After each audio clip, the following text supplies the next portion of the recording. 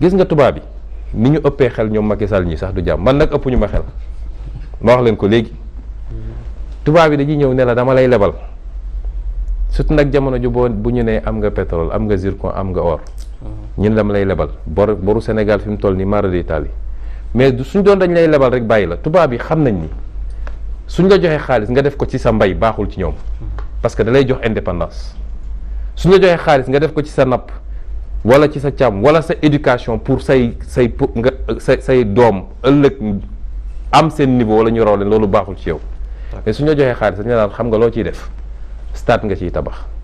train nga ciy tabax samay entreprise nga koy jox parce que amoo entreprise bu ko mën a def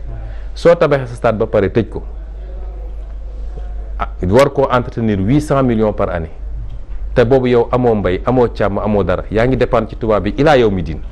D'accord. Donc tey jii débat c'est la dette encadrée quoi donc loolu ñëpp comprendre c'est la dette guidée. Alors léegi ma daaneel ci foofu laay daaneele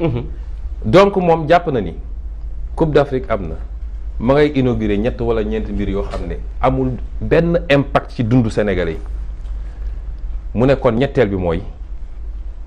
naa songaat Sonko parce que moom mooy sama problème principal du moom mooy opposant bu ëpp gëdd de waaye comme fexe nga ba tey Khalifa Sall mënul présenté wu Karim Wade mënul présenté wu waaye Ousmane Sonko mën na présenté wu te ma ngay présenté wu di gagné malgré tout kon naa songaat mbiram mu dajeeg nag ñi nga xam ne ñoo ko ngemb ñi mu doon seen préfet muy tubaab yi ñoom it Ousmane Sonko tiital na leen parce que la ma def Casamance lu tuuti la waaye lu symbolique la daa di nag law ci Afrique yépp mu posé débat moo tax maa ngi ñaan ba ci Barthélémy Dias maa ngi koy ñaan ndakaaru gi waratul am ay riiw Pinet-Laprade ak ay général de Gaulle ak ñàkk fayda yooyu na ko dindi ñu tuddee ko suñuy maam tuddee ko ay africain yoo xam ne seen jàmbarte justifié na loolu te tubaab naa la wax lenn nag ku koy tenir tête la respecté li tax ñu respecté Kagame li tax tey ñu respecté Algérie waaye boo nekkee fii nekk esclave de maison tubaab du la mus a respecté moo tax respecté wuñu Macky Sall respecté wuñu suñuy président kon moom bi mu yëkkati yooyu dafa tombeek tubaab bi moom it mi ngi xool fan lay jaare pour Ousmane Sonko mii nga xam ne danger la te discours am mi ngi dugg ci nopp ndaw ñi naka laay def ba arrêté ko moo tax ñu yónni seeni journaux ci li gën a fës kenn musul gis monde diplomatique def une des faits divers ba pare ñu sponsoriser ko mooy xaalis bu bëri lañ leen jox Jeune Afrique def la même chose ak keneen man dama musa am sama fulla ci ñooñu conférence de presse bu ma taxaw Jeune Afrique nekk fa wala monde diplomatique wala nu mu tudd RFI soit ñoom dinañu génn wala man duma fa bokk parce que man tubaab ëpp ma fulla décision boobu nga jël fi mu toll man mii moom laa jël te it li ñuy fexe mais loolu ça va à l'encontre de la liberté de presse quand même. déet mënu nekk ay homme politique sénégalais ne su ma def conférence de presse le monde du toog RFI du toog. de la même manière Sud FM warul toog Walfadjri warul toog. xam nga man. oui. presse sénégalaise problème yi bëri na ci yaa ma ko gën a xam. waaye mun naa nangul presse sénégalaise loolu. parce que c'est nous dans nous. waaye nit bu jógee fële ci àll ba ñu mission commandée ñëw du ma ko nangul. te it liberté de la presse. man tam dama am sama liberté. oui. am naa sañ-sañ ni fii du ma fi waxee. mais sama liberté ndax ragaloo ëllëg ak civil aussi. te dëkk bi nga nekk fa nga yeewoo ñu xatal la fa ba nga xam ne presse bi nga xamante mooy sa presse nationale sax lu ñu la jox kàddu. yow nga sukkandiku ni ñu ko gisee ci yeneen dëkk. nga bëgg a sukkandiku ci yooyu pour opinion internationale yeeg li ngay wax. gis nga presse am na solo trop te am na doole. waaye ñun dépendre ñu ci presse. bi ma commencé politique ba léegi dama ne presse damay am ak moom relation de respect mutuel. même fii Sénégal organe de presse moo joxul respect du ma fa dugg du ma fa wax te du ma tee egg fi mu war a egg su ko yàlla tuddee parce que ku yaakaar ni am nga pouvoir bu rëy parce que yaa ngi toog di wax sénégalais di la seetaan chaque jour nga xëy wax ci Ousmane Sonko te teewul Ousmane Sonko ngi dem su doon presse mooy rey nit présidentielle lan lañ fi deful Tullow Oil moo koy financé rapport ak xam nga lan état islamique diw ay journaux ñoo ko bind def ko seen une man dama gëm ni gis nga fi dañu nekk dans un monde ouvert su dul presse di réseaux sociaux di leen ak leneen mais dama wax ni dafa am loo xam ne bu ko nit defee dafa war a présenter ses excuses parce que li ñu def faute professionnelle grave la te ku ma respecté wul du ma la respecté léegi nag ma dellu ci stratégie Macky dama bëgg Sénégal yëpp xam lan mooy stratégie Macky jàpp na ni fi mu ne nii il a le vent en poupe dama ngay nax boppam dara changé wu fi sénégalais bi demoon inauguré stade bi même sénégalais bi moo taxawoon ci kanamam mars 2021 mooy taxawaat ci kanamam tey jii sénégalais boobu bi génnoon parce que gagné nañu sa fierté nationale la génne mais génnul parce que Macky Sall la ñaar yooyu bu ko kenn confondre le même sénégalais bu dee amuloon liggéey ba tey amul liggéey bu dee mënul faju ba tey mënul faju Sénégal dara soppiwu ko fi dara soppiwu fi moo tax ma ne ci stratégie boobu la ñu génne waat dossier boobu dossier bi nag li ma ci wax du bëri dossier bi benn responsable moo ci am mooy la justice sénégalaise la justice sénégalaise est complice du complot qui se passe actuellement parce que mënuñu ne dossier bi mi ngi ci table juge ne kenn bu mu ci wax parce que instruction la bis bu ne nit génn ci wax fu ko neex ay médias étrangers sax ñeme dugg Sénégal wax ci lu leen neex dem soo ko defoon France yow mii tey ñu créé la problème ana justice ci jamono boobu. ndax yow pare nga léegi pour wuyu justice boobu. man wuyu ji naa justice Ndeye Marème. mais procès bi ñuy xaar na déglu ma wax bu ñu poser question yi ci benn façon bi man wuyu ji naa justice li ma waxoon dafa leer dossier bii gisuma juge bu ma ciy tëj kaso man Ousmane Sonko. ah oui ilaa yow mi diin gisuma ko loolu mooy benn bi ñaareel bi ñoom dañoo defoon seen complot ba ça devait se passer au mois de février 2021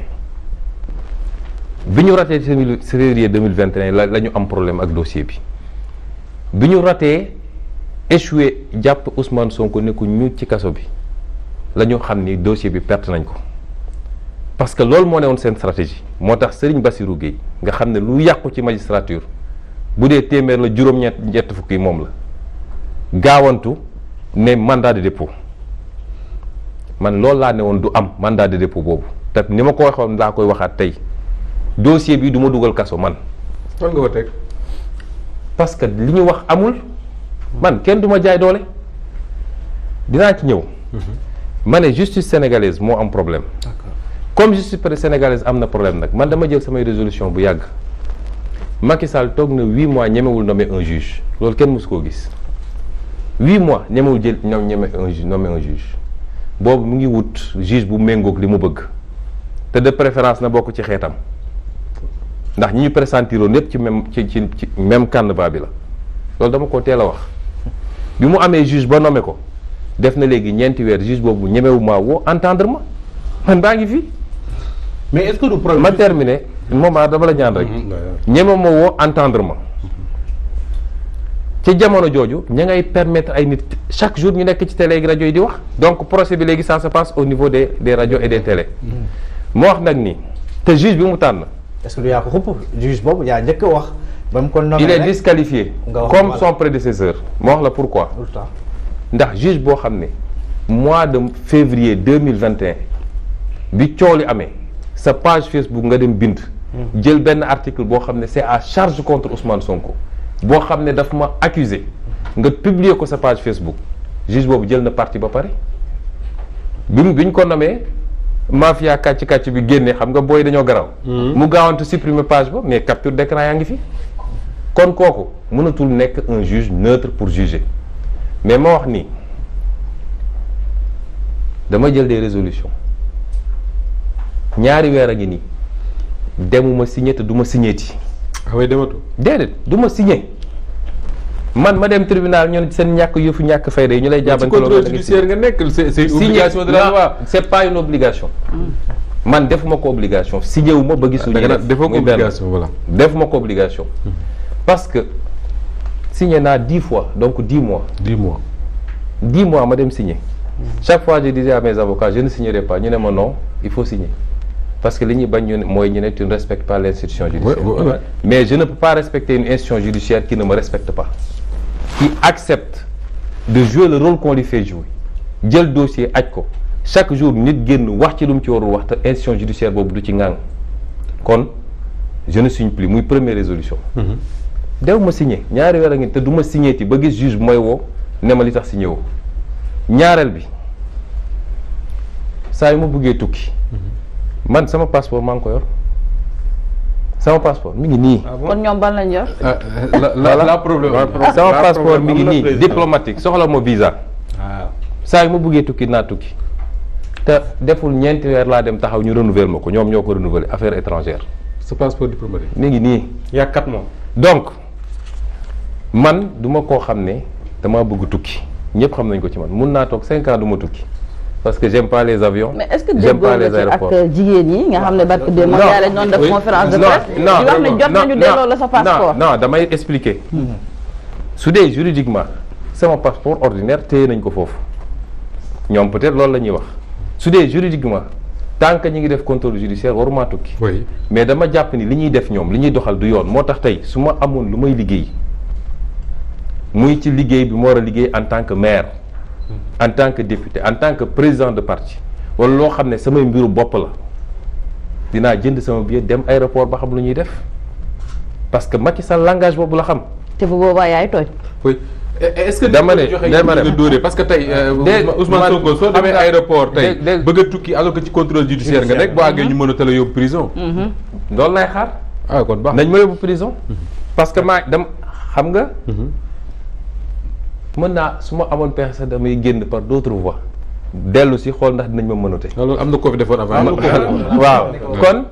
dama la bëgg a wax ni gis nga am réew ñaar ñi ma mun a am ñu ne yoon la ñëpp respecté yoon ñun ñëpp ñu ànd tëbandoo benn tànk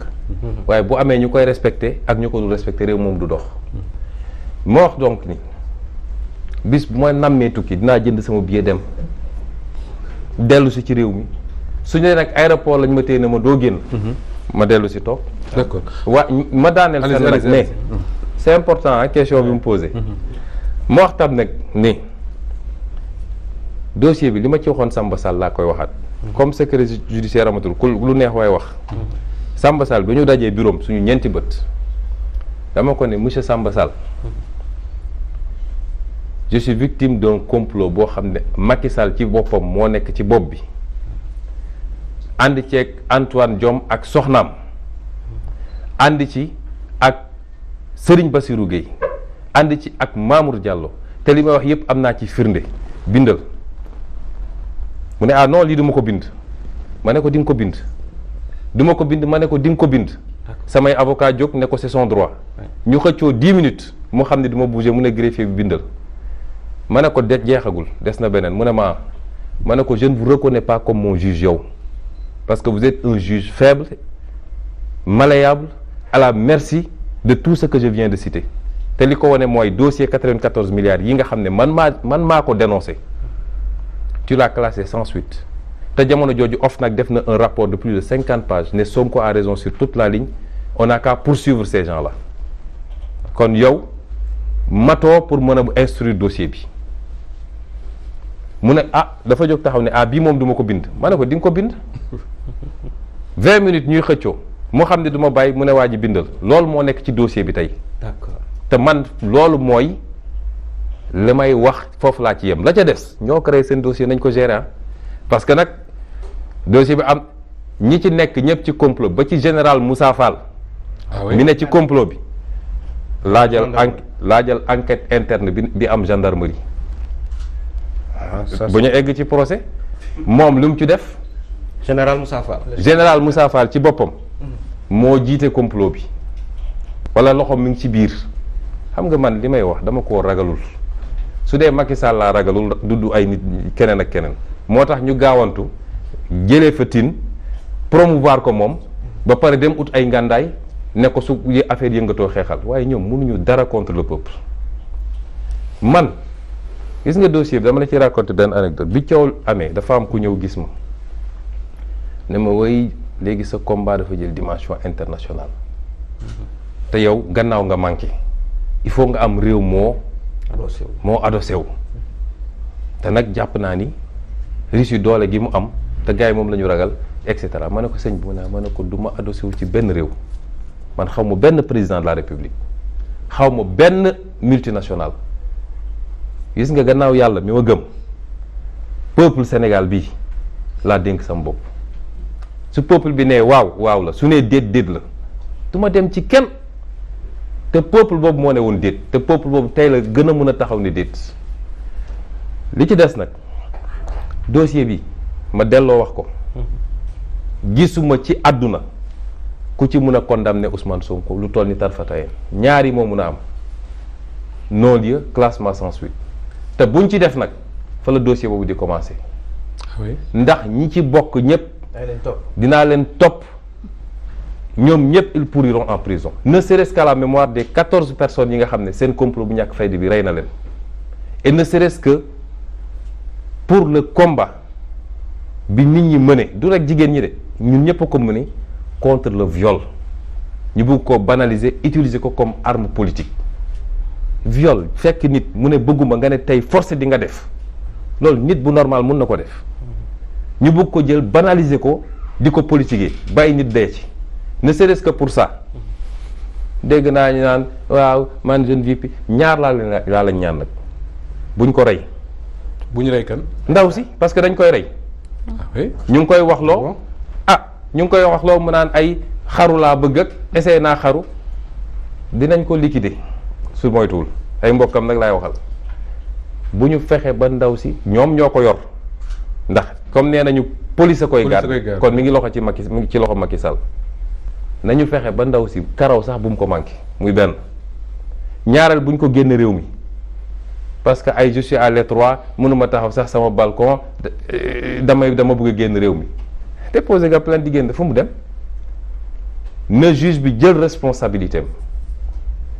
woo ma déglu ma bu nee classement sans suite mu yem foofu bu nee nañu dem procès ñu dem procès. pare nga pour procès. su ma ko procès soo parewul di nga dem procès. kon mais juge boo révoqué ba pare d'accord ci moom. moom la ñu nommé moo ko war a def. waaye teewul révoqué naa ko. te dama ko teg ci fait dama ne la juge boo xam ne. yow jël nga position ba pare sur un dossier mënatoo am objectivité waaye lan moo waral dossier bi ñu téye ko ba léegi ba pare yebal ay nit ci télé yi ñuy wax suba ngoon moo tax ma ne la depuis le début j'ai dit dossier bi du dossier judiciaire dossier politique la un dossier politique ne se règle pas judiciairement. waaw ci loolu est-ce que yaakaaroon ni que en mars 2021 nee nga sànq Macky Sall daa duma woon ngeen ko période boobu mais est-ce que yaakaaroon da ngeen teel a lâcher la pression li tax ma wax ko mooy. ci jamono yooyu am na benn mémorandum boo leen bindoon am ay sàqute yoo leen ci defoon waaye ba léegi mémorandum boobu ça reste à l'état yow yaa ngi nii ñu jël contrôle judiciaire gàll ko sa loos boobu ba léegi dematoo dikkatoo est-ce que yaakaaroon ni moment boobu en mars 2021 ak fi réew mi toll woon la pression bi ngeen defoon ba nga xam ni peut-être faasu réew mi ak moom ni mu yoree réew mi dina soppeeku da ngeen teel a lâché période. non gëwuma ko xam nga bu ci njëkk bi mooy man de maa ngi dem ak ki ñëw di participer ay élection di dem fu ma neex. waaw mais génnoo réew waaye non xam nga nee naa la man génn réew mi saa su ma demee ba jàpp ni dama war a génn réew mi li ma war a def naa ko def musuma nekk tukkikat ñëpp xam nañ ko. mais c'est que waaye jamono bi yooyu di xew. waa dafa am ñaari programme yoo sumboon. benn bi nemmeeku tour. fii Sénégal. waaw d'accord kon fii Sénégal. fii Sénégal ok parce que suñu agenda lan la woon jamono jooju ba élection locale fii la Sénégal ñu ne woon kon fii la nemmeeku tout c'était faire les 45 départements à l'époque. département bu nañu teg fa tànk Sénégal ngeen ko jagle woon. ñaareel bi mooy dama ni Momar man maa ngi ni def émission maa ngi tukki je suis maire de Ziguinchor fu ma neex ci Sénégal ma dem. ñi bokk ci complot bi yëpp tey ñoom ñi ngi ci xat-xat am na ñu nekkoon assemblée nationale di tëb di dal gaawantu voté tey sàng nañ leen suuf néew ma maa ko tax de déedéet yàlla rek mooy rey mais dama ne ba ñuy def ñoom lay woon seen yéene ak fi ñu mujjee am na ñu ci nekkoon di tëb di dal tey defe naa kañ lañ leen war a defal procès ña nga tey ndungu siin man maa ngi dox tranquillement su dee tukki rek moo des tukki te jamono ji man bis bu ne ma def conférence call ak waa diaspora bi yëpp jamono ji tukki du sax nécessité maa ngi fii ci sama jàmm ak sama affaire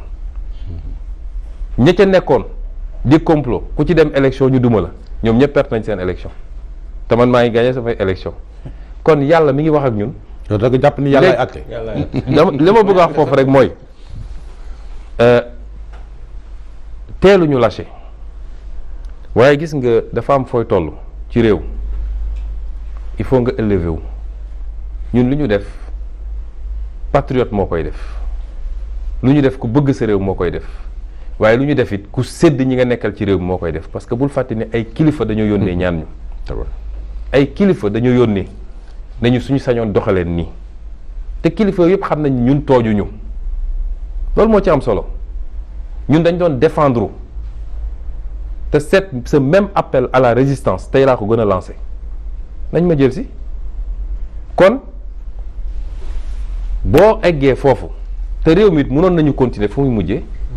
suñ ci tegoon ñeenti fan Macky Sall daanu na wala ñaar sax mais ku la wax ni du armée mooy jël nguur gi kon ñu nekk ci problème yi am yeneen dëkk yi am yéegal wàccal transition bi ñaata temps la dugg na fi génn fi moo tax ñu ne ay kilifa ñaan nañu la ñu bëggoon am nañ ko ñoom li ñu bëggoon ñàkk nañ ko kon nañu sauver les équilibres moo tax keroog bi may wax Macky Sall maa ko sauver de moom fu mu jullee war na maa ñaanal ah maa ko sauver ba nga génne te discours ba fekk na ca jamono. su ma bàyyi woon gone yi waaw ñu continuer lañ doon def tey moom dégg naa taxawal nañ ko sax avion ñett tubaab bi ne ko foo bëgg a dem mu ne Côte d'Ivoire awa jamono jooju Macky Sall suuf rondalam Mermoz a doon dugg toog kon maa ko sauvé kon li ma bëgg a wax foofu mooy li ma bëgg a wax foofu mooy ñun dañoo def li ñuy def en toute responsabilité na nag nañu teggi suñu tànk waaye nañ ko encadrer ñaari at a ko fi dese encadrement boobu la ñu nekk ba léegi. d'accord moom nag waaye ñaari at ko fi dese. ah ak ni muy defee fan yi yaakaar nga ne jàpp na ci ñaari at moo ko dese. parce que yow jàpp nga ni. Macky Sall téeméeri junni xelam may na ko mu taxaw ci kanam Sénégalais yi ne dama bëgg ñetteelu mandat yow jàpp nga ko yow Moustapha. waaw ba ñu yegg ci. du ko def. ba ñu yegg ci man foofu laa ci yem.